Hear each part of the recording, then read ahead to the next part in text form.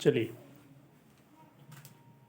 Hello friend, आज हम 12th biology class में हम आपको मानव शुक्राणु की संरचना बताएंगे, जिसमें हम आपको दिखाने जा रहे हैं कि मानव प्रजनन में हम जो शुक्राणु की संरचना है उसको डिटेल में समझेंगे।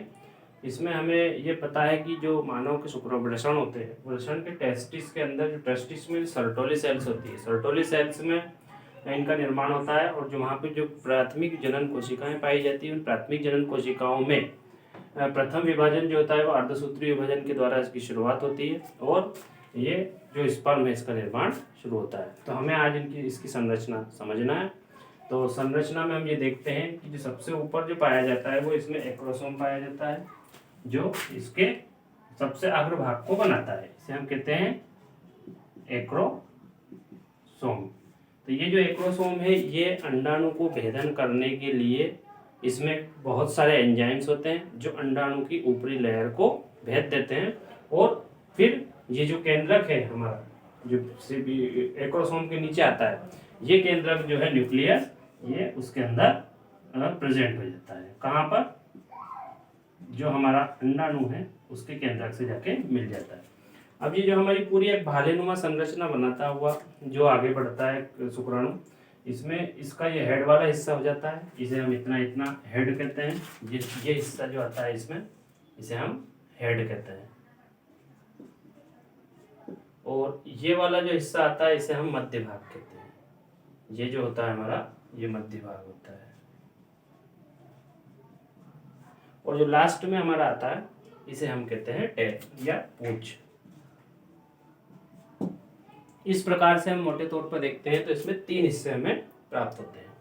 अब जो एक्रोसोम है वो कई सारे एंजाइम्स क्रिएट करता है, जिससे हम अंडाणु को भेदने में सहायता मिलती है। इसके बाद हमारा आता है केंद्रक वाला हिस्सा, जिसे हम सर या हेड कहते हैं।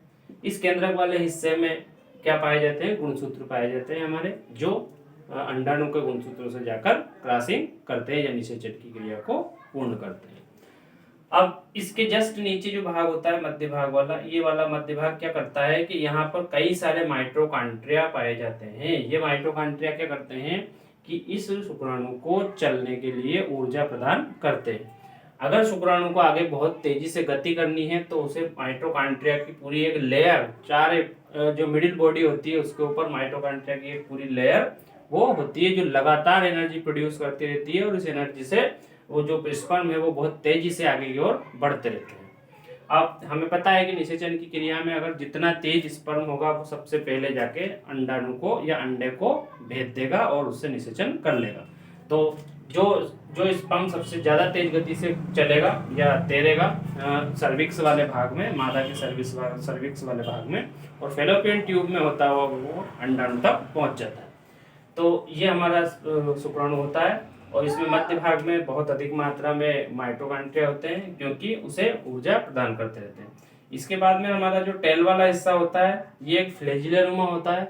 जैसे हम यूनिसेल्युलर ऑर्गेनिज्म में देखते हैं, जो फ्लैजिला पाया जाता है वो उसको मूवमेंट के लिए आगे बढ़ाता रहता है। तो इसी प्रकार से इस मूवमेंट को बढ़ाने के लिए फ्लैजिला पाया जाता है, जो फ्लैजिला लगातार कंटिन्यूअस गति करता रहता है, यानी मूवमेंट करता रहता है, जिससे वो आगे बढ़ता रहता है।